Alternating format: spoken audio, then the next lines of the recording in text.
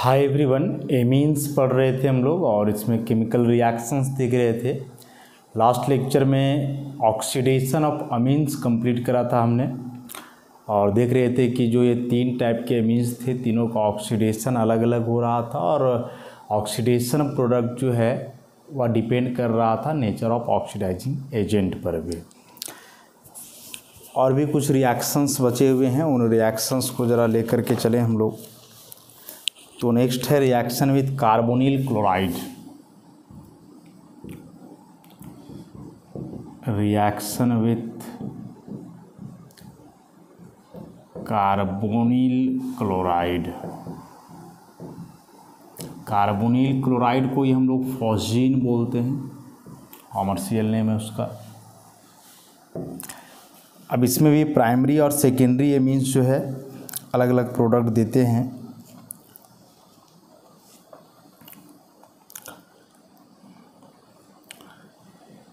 तो बोल रहा है कि aliphatic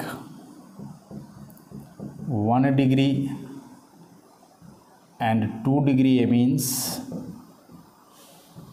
react with carbonyl chloride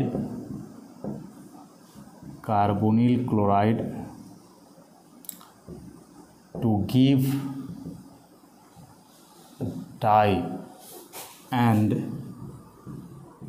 tetra substituted urea respectively।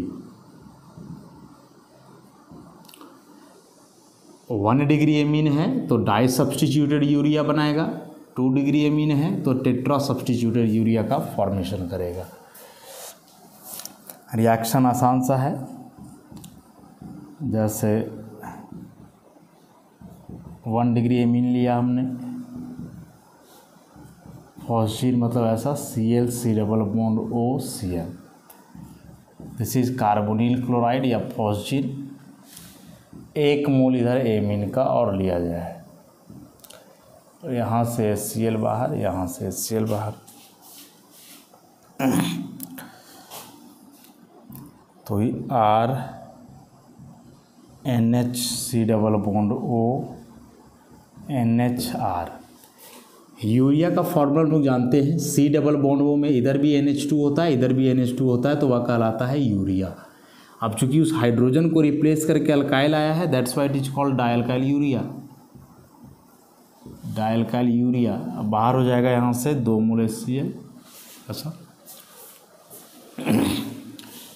उसी प्रकार से यदि आप सेकेंडरी एमीन लेते हो तो बोल रहा है टेट्रा सब्सटीट्यूटेड प्रोडक्ट बनेगा ऐसा, RNRH 2 डिग्री एमीन है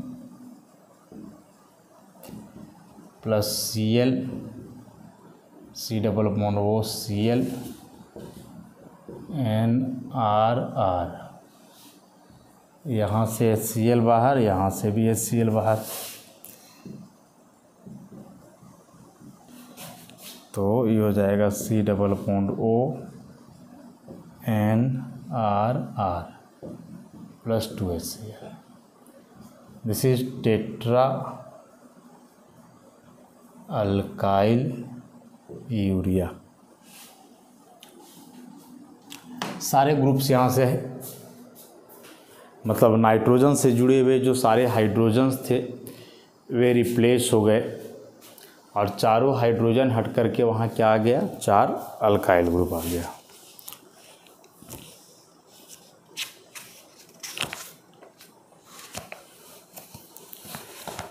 लेकिन यदि आप एरोमेटिक एमीन लेते हो तो वहाँ रिएक्शन थोड़ा सा अलग होता है। एरोमेटिक सेकेंडरी एमीन का रिएक्शन नहीं हो पाता है, प्राइमरी एमीन का रिएक्शन होता है। आप बोलोगे सर ये किस प्रकार का रिएक्शन है, तो सबसे पहले तो ये समझ लो कि यह जो फॉस्जीन है कार्बोनिल क्लोराइड या एक स्ट्रॉन्ग इलेक्ट्रोफाइल है। ये क्या है, एक स्ट्रॉन्ग इलेक्ट्रोफाइल है, क्योंकि कार्बन एक तो ऑक्सीजन से जुड़ा है, अगल बगल 2 क्लोरीन से जुड़ा है, तो कितना ज़्यादा इलेक्ट्रॉन डिफिशियंसी होगा, यू कैन इमेजिन। तो रिएक्शन वैसे ही होना है। ये nitrogen as a nucleophile attack कर देगा यहाँ और धीरे धीरे HCl बाहर होते जाएंगे। तो वही कंसेप्ट है इसमें।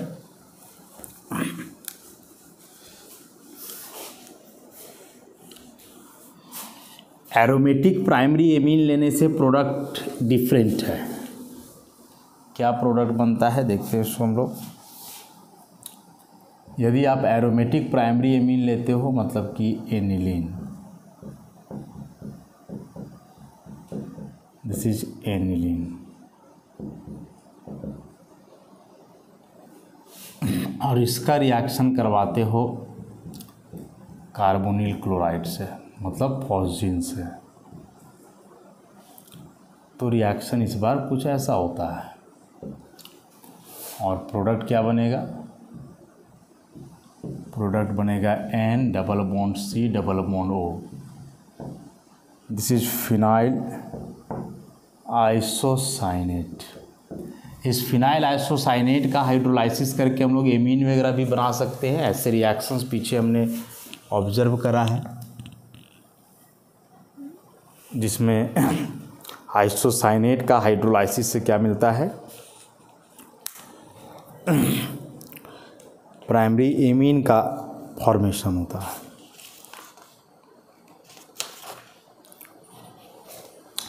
तो ये थे कुछ रिएक्शंस एमीन्स के। इसमें से भी पर्टिकुलरली एलिफेटिक एमीन्स हमने कंसिडर करा, जितने भी रिएक्शंस थे। अब जहाँ भी एरोमेटिक सिस्टम आ जाए मतलब कि बेंजीन रिंग, वहाँ हम लोग जानते हैं कि एक रिएक्शन बड़ा कॉमन होता है। कौन सा reaction? Electrophilic substitution reaction. Electrophilic substitution reaction is very common in aromatic system, और यह बहुत इम्पॉर्टेंट है इलेक्ट्रोफिलिक सब्स्टिट्यूशन रिएक्शन एमीन का। किस मायने में, अच्छे से इसको हम लोग समझते हैं। इलेक्ट्रोफिलिक सब्स्टिट्यूशन रिएक्शन का मतलब हुआ कि यहाँ जो सब्स्टिट्यूशन होगा ग्रुप का, वह किसी इलेक्ट्रोफाइल के द्वारा होगा, वह किसी इलेक्ट्रोफाइल के द्वारा होगा। और इलेक्ट्रोफाइल के बारे में हम लोग जहाँ तक जानते हैं कि ये इलेक्ट्रॉन डेफिशिएंट स्पीसीज हैं और हमेशा तलाश करते हैं इलेक्ट्रॉन रिच साइट का, electron rich site for attack. Electrophiles are the electron deficient chemical species which always attack at electron rich site. तो एरोमेटिक एमीन की जहाँ तक हम लोग बात करें, एरोमेटिक एमीन की जहाँ तक हम लोग बात करें, तो इसमें ऑब्जर्व कर पाओगे कि नाइट्रोजन पे है लोन पेयर, और वैसे ग्रुप्स जिसमें लोन पेयर ऑफ इलेक्ट्रॉन हो, उस एटम पे जो डायरेक्ट एरोमेटिक सिस्टम से कनेक्टेड है, तो ऑब्वियसली ये इलेक्ट्रॉन डोनेटिंग ग्रुप होंगे, इलेक्ट्रॉन रिलीजिंग ग्रुप होंगे। क्या करेगा यहाँ नाइट्रोजन? अपना इलेक्ट्रॉन जो है काफ़ी आसानी से डोनेट करेगा एरोमेटिक सिस्टम के तरफ, और यहाँ रेजोनेंस होएगा ऐसे। तो सारे रेजोनेटिंग स्ट्रक्चर ज़रा बनाओ। तो यहाँ डबल बॉन्ड, यहाँ डबल बॉन्ड, ये 2 electron negative charge, double bond NH2, और यहाँ आ जाएगा पॉजिटिव चार्ज। अगेन इसको आप कंटिन्यू करते जाओ तो ये आ जाएगा यहाँ, ये आ जाएगा इस जगह पे।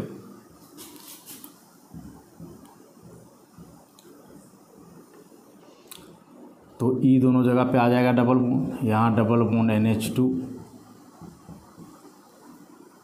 और यहाँ आ जाना है नेगेटिव, फिर से इसको यहाँ, यहाँ। तो नेक्स्ट टाइम कुछ ऐसा स्ट्रक्चर बनेगा, ऐसा ऐसा, 2 electron negative charge, double bond NH2, और फाइनली इन 2 इलेक्ट्रॉनों को यहाँ करो और वापस करो इसको नाइट्रोजन को।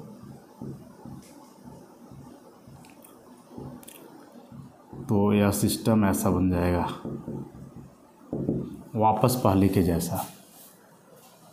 तो ये जो स्ट्रक्चर बने 5, 2, 3, 4, 5, all these are resonating structures. All these are resonating structures. This one is aniline, aromatic primary amine. इन सबको मिलाकर के जब आप हाइब्रिड का फॉर्मेशन करोगे तो कुछ ऐसा बनेगा हाइब्रिड। यहाँ NH2 है, ऐसा N पे आ जाना है प्लस, और एरोमेटिक सिस्टम में माइनस कहाँ कहाँ तो देख लो ऐसा। तो एक बात जो हमने साफ साफ कंसिडर करा कि एरोमेटिक एमीन है, एरोमेटिक सिस्टम से जो NH2 ग्रुप जुड़ा हुआ है इसमें नाइट्रोजन पे है लोन पेयर, और यह लोन पेयर डोनेट कर रहा है बेंजीन की तरफ। ऑब्वियसली कोई भी ग्रुप बेंजीन की तरफ इलेक्ट्रॉन डोनेट करेगा तो यह बेंजीन रिंग इलेक्ट्रॉन रीच हो जाएगा। इलेक्ट्रॉन रीच हो जाएगा तो इसमें नेगेटिव आएगा। अब नेगेटिव कहाँ कहाँ आएगा यही चीज़ ऑब्जर्व करना है। तो हम लोग को साफ साफ दिख रहा है ना, this one is ortho position, this one is para, again this one is ortho. तो फाइनल जो यहाँ आया देखो ऑर्थो पारा ऑर्थो, ऐसे ऑर्थो और पारा पे नेगेटिव चार्ज आया है। तो ऑर्थो और पारा पे नेगेटिव चार्ज आना इस बात को रिवील कर रहा है कि इन पोजीशंस पे इलेक्ट्रॉन डेंसिटी हाई है। क्या हमने लिखा है इलेक्ट्रोफाइल के बारे में कि इलेक्ट्रोफाइल वैसे स्पीसीज है जो हमेशा इलेक्ट्रॉन रिच साइट की तलाश में रहते हैं कि कहाँ इलेक्ट्रॉन ज़्यादा है हम वहीं अटैक करेंगे। तो यहाँ तो हमने साफ साफ देख लिया कि जब यह ग्रुप अपना इलेक्ट्रॉन बेंजीन की तरफ दिया तो बेंजीन में इलेक्ट्रॉन बढ़ा, लेकिन सब पोजीशन पे नहीं बढ़ा, ऑर्थो और पारा पे जो है ज़्यादा बढ़ा। तो ऑर्थो और पारा पे इलेक्ट्रॉन डेंसिटी ज़्यादा इंक्रीज किया तो वही नेगेटिव आया। मेटा पे कहीं नेगेटिव नहीं आया है, मेटा पे कभी लोन पेयर नहीं जाता है, देख लो सब जगह। तो यदि आप रिएक्शन करवाते हो इस सिस्टम का, इस एरोमेटिक एमीन का, तो इंटरनली जो बात है वो हम लोग जान रहे हैं कि माइनस यहाँ है, माइनस यहाँ है, माइनस यहाँ है, ऐसा। और अब जा करके इसका रिएक्शन किसी इलेक्ट्रोफाइल से आप करवाओगे तो इलेक्ट्रोफाइल तो भाई वहीं जा करके जुड़ना चाहेगा ना जहाँ इलेक्ट्रॉन डेंसिटी ज़्यादा है। तो या तो यहाँ आकर के जुड़ना चाहेगा या फिर यहाँ आकर के, ये दोनों ऑर्थो पोजीशन सेम ही है। तो प्रोडक्ट इस केस में हमने ये पाया NH2, यहाँ इलेक्ट्रोफाइल प्लस NH2 और यहाँ इलेक्ट्रोफाइल, ये हुआ ortho product and this one is पारा प्रोडक्ट। अब यहाँ से एक इम्पॉर्टेंट प्रश्न जो हम लोग के दिमाग में है कि ऑर्थो और पारा यदि ये दो बन रहे हैं तो which one is major. Ortho और पारा इन दोनों में से मेजर प्रोडक्ट कौन सा होने वाला है? ऑर्थो मेजर प्रोडक्ट होगा या पारा मेजर प्रोडक्ट होगा? कौन सा प्रोडक्ट यहाँ मेजर होने वाला है? तो देख करके जो हम लोग को समझ में आ रहा है, यदि हम लोग अपने हिसाब से सोचें, अपने स्तर से सोचें, तो ऑर्थो पोजीशन पे लगेगा कि माइनस चार्ज तो दो बार आ रहा है, यहाँ भी माइनस है, यहाँ भी माइनस है। जैसे यहाँ देख रहे हो ऑर्थो पे नेगेटिव एक बार आया फिर दोबारा आ गया, पारा तो एक ही वैकेंट है तो एक ही बार माइनस आया है। तो उस हिसाब से हम लोग जो एक्सपेक्ट कर पा रहे हैं कि ऑर्थो पे नेगेटिव चार्ज दो बार आ रहा है, इसका मतलब ऑर्थो पे इलेक्ट्रॉन डेंसिटी ज़्यादा है इन कंपैरिजन टू पारा। हम लोग तो यही इस बात को सोचेंगे। तो उस हिसाब से ortho should be major and para should be the minor product. लेकिन ज़रा सच्चाई को समझोगे तो फिर चीज़ें बदल जाएंगी। कैसे? देखो, यहाँ जो यह इलेक्ट्रॉन दे रहा है नाइट्रोजन इस बेंजीन रिंग के तरफ, तो फर्स्ट ऑफ ऑल कि अपना लोन पेयर डोनेट कर पा रहा है, तो इस बात को तो हम लोग प्लस आर इफेक्ट बोलते हैं, रेजोनेंस इफेक्ट। साथ ही साथ यहाँ यह जो बॉन्ड है वो कार्बन और नाइट्रोजन के बीच है ना, ऐसा है इस तरह से। अब कार्बन नाइट्रोजन में हम लोग जानते हैं इलेक्ट्रोनेगेटिविटी अधिक किसका है? नाइट्रोजन का। तो नाइट्रोजन का जब इलेक्ट्रोनेगेटिविटी अधिक है तो क्या करेगा? इस पाई बॉन्ड के सिग्मा बॉन्ड के इलेक्ट्रॉन को विड्रॉ करेगा। मतलब एक ही अपने लोन पेयर से इलेक्ट्रॉन दे रहा है जिसको हमने कहा रेजोनेंस इफेक्ट, और दूसरा कि या इंडक्टिव इफेक्ट के थ्रू इलेक्ट्रॉन ले भी रहा है। सिग्मा का माइनस आई। तो इसमें ये दोनों चीज़ें हैं, प्लस आर इफेक्ट है और एक माइनस आई इफेक्ट है, दोनों चीज़ें आ रही हैं इसमें। तो ठीक है, प्लस आर इफेक्ट यहाँ डोमिनेट करेगा इंडक्टिव से, लेकिन फिर भी इंडक्टिव इफेक्ट नहीं होगा, ऑपरेट नहीं करेगा ऐसा नहीं है, इंडक्टिव इफेक्ट तो होना ही है। और हम लोग जहाँ तक जानते हैं कि इंडक्टिव इफेक्ट जो है वह होता है distance dependent. Inductive effect is distance dependent, या डिस्टेंस पे डिपेंड करता है इंडक्टिव इफेक्ट। और यदि यह डिस्टेंस डिपेंडेंट है तो फिर जो इसके नज़दीक है उसका इलेक्ट्रॉन को सबसे ज़्यादा विड्रॉ करेगा। तो यहाँ क्या देख रहे हो कि यह जो है नाइट्रोजन ऐसे इलेक्ट्रॉन विड्रॉ किया इस कार्बन का, अब इसके बगल में ये दोनों ऑर्थो वाले कार्बन है तो इनका इलेक्ट्रॉन विड्रॉ होगा, फिर इसका होगा और फिर इसका। तो यह जो पारा है ये तो इससे बहुत दूर है, एकदम अपोजिट है, ऑर्थो एकदम एडजेसेंट है, बगल में है। तो जब यह इंडक्टिव इफेक्ट के थ्रू इलेक्ट्रॉन को खींचेगा तो ऑब्वियसली ऑर्थो का इलेक्ट्रॉन सबसे ज़्यादा खींच पाएगा। तो इधर से इलेक्ट्रॉन दे भी रहा है लेकिन इंटरनली इलेक्ट्रॉन ले भी रहा है। तो देते समय फ़र्क नहीं पड़ता है डिस्टेंस का कि यहाँ है कि यहाँ है, वो कहीं भी रहेगा इलेक्ट्रॉन बराबर ही देगा। आखिर ऑर्थो पर भी एक माइनस आया तो पारा पर भी तो एक ही माइनस आया है। ऑर्थो पे कहाँ दो माइनस था और पारा पर एक, जो बोलोगे ऑर्थो को ज़्यादा इलेक्ट्रॉन मिला, तो इलेक्ट्रॉन बराबर मिला, ऑर्थो को जितना मिला उतना ही पारा को भी इलेक्ट्रॉन मिला। लेकिन इलेक्ट्रॉन लेते समय ऑर्थो का इलेक्ट्रॉन ज़्यादा ले लिया गया क्योंकि ऑर्थो बगल में था। इलेक्ट्रॉन जो लिया जा रहा है वह इंडक्टिव इफेक्ट के थ्रू जो डिस्टेंस डिपेंडेंट है, तो बगल में जो है ऑर्थो है तो ऑर्थो के इलेक्ट्रॉन को ज़्यादा विड्रॉ करा इसने, इस ग्रुप ने, और ऑर्थो के इलेक्ट्रॉन को ज़्यादा विड्रॉ किया तो ऑर्थो पे जो इलेक्ट्रॉन डेंसिटी होगा वह पारा से कम होगा ना कि ज़्यादा। समझ पाए बात को? दोनों बात देखना है ना कि एक दिखावे के लिए इलेक्ट्रॉन दे रहा है और अंदर अंदर इलेक्ट्रॉन खींच रहा है। देते समय सबको बराबर दिया, खींचते समय ऑर्थो का इलेक्ट्रॉन ज़्यादा खींचा क्योंकि देते वक्त रेजोनेंस इफेक्ट काम कर रहा था जो डिस्टेंस पे डिपेंड नहीं करता है, और खींचते समय इंडक्टिव इफेक्ट काम कर रहा है जो डिस्टेंस पे डिपेंड करता है। तो इस केस में जो है ऑर्थो को हो गया ओवरऑल लॉस। तो ऑर्थो पे जो इलेक्ट्रॉन डेंसिटी है वह पारा से कम होगा, तो पारा पे इलेक्ट्रोफाइल ज़्यादा अटैक करना पसंद करेगा, सो पारा विल बी द मेजर। पारा प्रोडक्ट यहाँ से क्या हो जाएगा, मेजर, और ortho product will be the minor. समझे इस बात को? इस एक्सप्लेनेशन को ध्यान से समझोगे। लगता है कि क्यों ऐसा कि ऑर्थो पे दो बार माइनस आया है तो पारा फिर सब में मेजर हम लोग क्यों बताते चलते हैं, तो उसका रीज़न भाई यही है पारा मेजर होने का, कि ऑर्थो का इलेक्ट्रॉन इंडक्टिव इफेक्ट के थ्रू जो है सो जाता भी है वहाँ से, इसीलिए। हाँ, मान लो कि यदि ऐसा होता कि बेंजीन में CH3 ग्रुप होता ऐसे, तो CH3 भी इलेक्ट्रॉन डोनेटिंग ग्रुप है लेकिन इसमें रेजोनेंस इफेक्ट काम नहीं करता है, या इलेक्ट्रॉन डोनेटिंग है इंडक्टिव के थ्रू और हाइपर कंजुगेशन के थ्रू। ऐसा तो इंडक्टिव में जब इलेक्ट्रॉन देगा तो फिर बगल वाला को ज़्यादा फ़ायदा होगा, ऐसे यहाँ थोड़ा दूर होगा, और जब ये काम करेगा हाइपर कंजुगेशन से तो फिर बात बराबर होगा। हाइपर कंजुगेशन मतलब वही रेजोनेंस के जैसा फिर हो जाना है। तो इस केस में ortho should be major, not necessarily it will be major, should be major. अब क्यों नहीं होगा, तो देखो, एक तो फैक्टर हमने यहाँ इलेक्ट्रॉनिक फैक्टर देखा कि इलेक्ट्रॉन के आधार पे पारा पे इलेक्ट्रॉन डेंसिटी ज़्यादा है in comparison to ortho, that's why para should be the major product. दूसरा बात है कि भी देख सकते हो अस्टेरिक इफेक्ट के आधार पर, अस्टेरिक इफेक्ट के आधार पर कि जैसे यह एनिलीन है, ठीक, और यहाँ आप कोई ग्रुप जोड़ रहे हो समथिंग, और फिर एक यहाँ NH2 है और एक पारा पे ग्रुप आप जोड़ पा रहे हो, तो ये जो ऑर्थो वाले हैं ये एडजेसेंट है, तो मे बी इनके बीच अस्टेरिक रिपल्सन होगा ही, ग्रुप्स बड़े हैं तो अस्टेरिक रिपल्सन होने का चांसेस है, अस्टेरिक रिपल्सन वहाँ होंगे।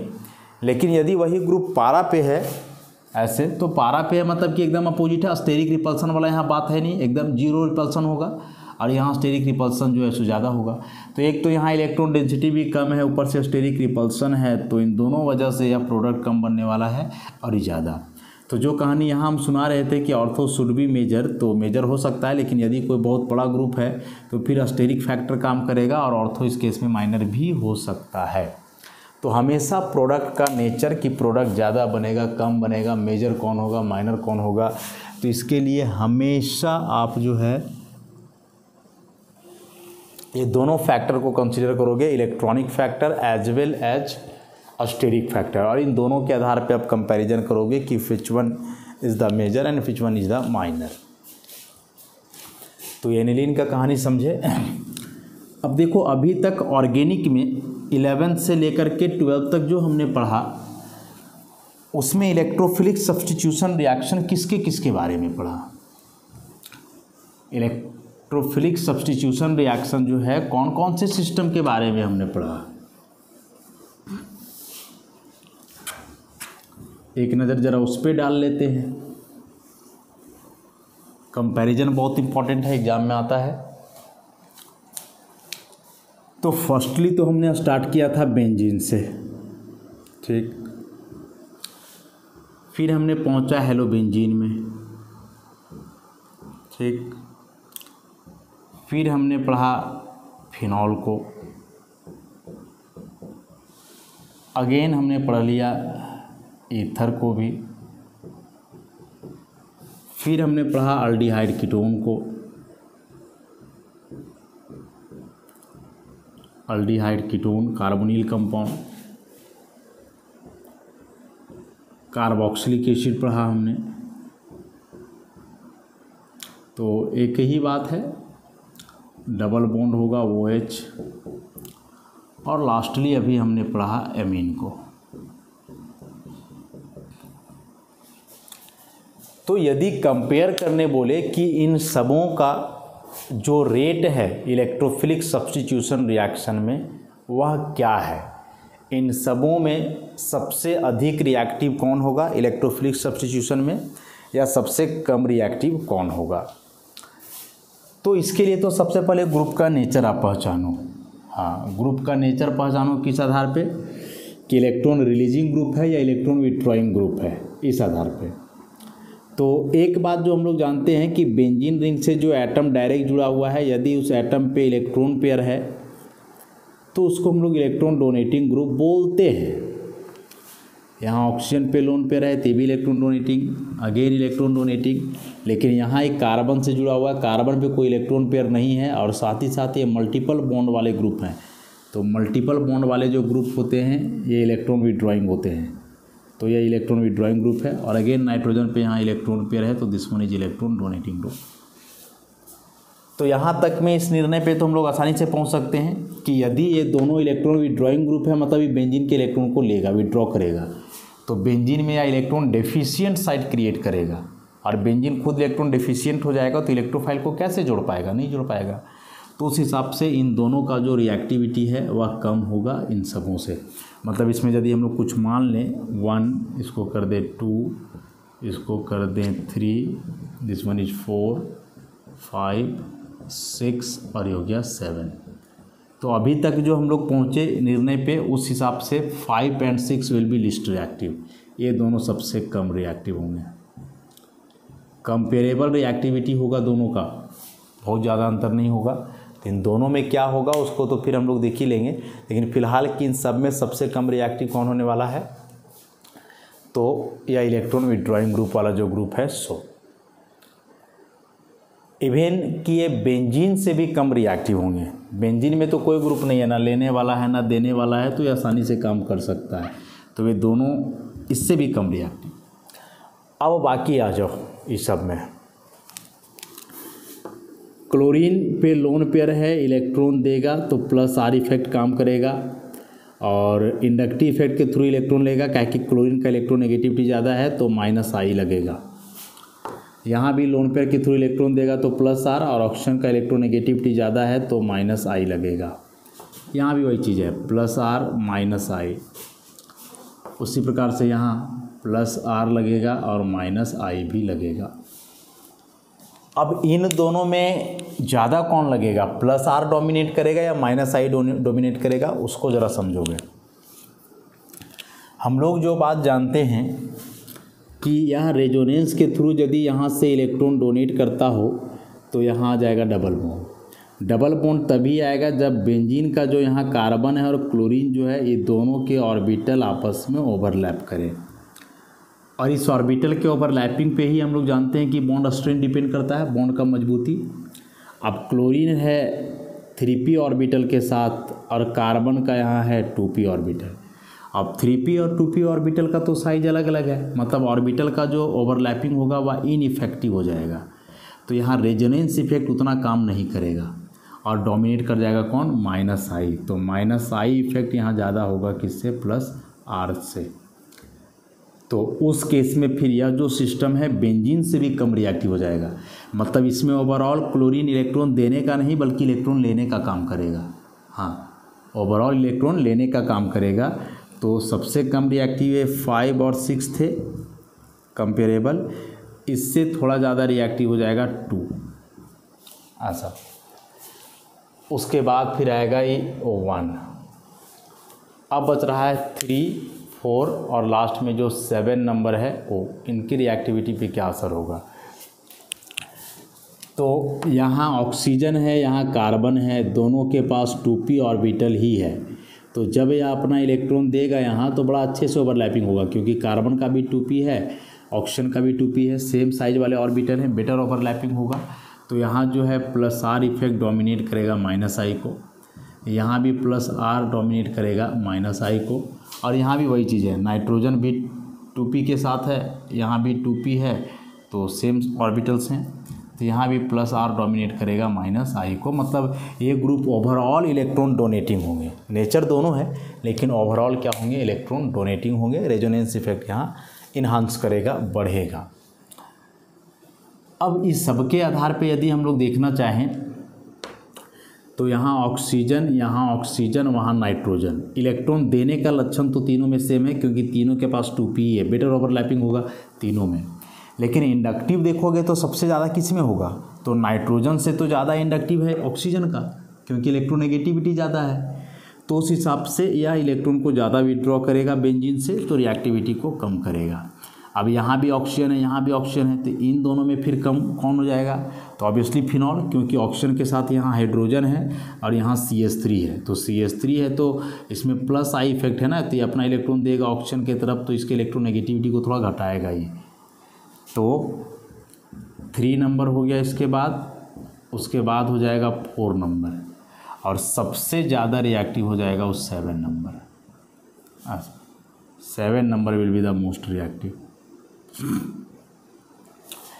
तो ये जितने भी कंपाउंड जो हमने पढ़े शुरू से ऑर्गेनिक में 11th से लेकर के 12th तक, इन सारे कंपाउंड्स में यही बातें सामने आई कि aniline will be the most reactive towards electrophilic substitution reaction, followed by ether, phenol, benzene, halobenzene and carbonyl compounds will be the least reactive. सबसे कम रिएक्टिव कौन होंगे, कार्बोनिल कंपाउंड। और बस यही दोनों मिला करके देखना है। यदि रेजोनेंस और इंडक्टिव का आपका कंसेप्ट क्लियर है तो आप आसानी से इसको एक्सप्लेन कर पाओगे, और यदि रेजोनेंस और इंडक्टिव का कंसेप्ट क्लियर नहीं है तो फिर आप फंस जाओगे। सवाल ही नहीं है कि आप अच्छे से इसको एक्सप्लेन कर पाओ। इसलिए बेसिक कंसेप्ट होना बहुत ज़रूरी है ऑर्गेनिक में, नहीं तो कुछ नहीं हो पाएगा आपसे। तो एग्जाम में इसी में से कोई 4 ग्रुप उठा लेगा और बोलेगा कि चारों में से which one will be the most reactive towards electrophilic substitution reaction, कि इनमें से कौन इलेक्ट्रोफिलिक सब्स्टिट्यूशन रिएक्शन में सबसे ज़्यादा रिएक्टिव होगा। तो वहाँ तो चीज़ों को समझना पड़ेगा, वहाँ कोई चांस नहीं है। कौन प्रोडक्ट मेजर होगा, ऑर्थो या माइनर, इस चीज़ को भी समझना होगा। तो ऐसे कई कंसेप्ट छुपे होते हैं ऑर्गेनिक में, जो आप अच्छे से पढ़ोगे, अच्छे से करोगे तभी समझ पाओगे उसको, अन्यथा फिर नथिंग विल बी हैपन, कुछ नहीं होने वाला है। ठीक है, तो अच्छे से इतना करोगे। सारा कुछ एक्सप्लेन किए हम इलेक्ट्रोफिलिक सब्स्टिट्यूशन रिएक्शन के बारे में। नहीं समझ पाए तो एक बार खुद से थिंक करोगे, रिपीट करके देखोगे इस चीज़ को, और बस इन दोनों के कंसेप्ट के आधार पे चलोगे कि कैसे क्या यहाँ होना है तब। तो आज के लिए हम लोग इतना ही रखते हैं। नेक्स्ट क्लास में एनिलीन का जो इलेक्ट्रोफिलिक सब्स्टिट्यूशन रिएक्शन है उस रिएक्शंस को कंसिडर करेंगे। अभी तो थ्योरी देखे कि कहाँ होगा सब्स्टिट्यूशन रिएक्शन, उसमें ग्रुप्स कहाँ जुड़ेंगे। नेक्स्ट क्लास में रिएक्शन के साथ हम लोग एक्सप्लेन करेंगे इसको। तो आज के लिए इतना ही, धन्यवाद।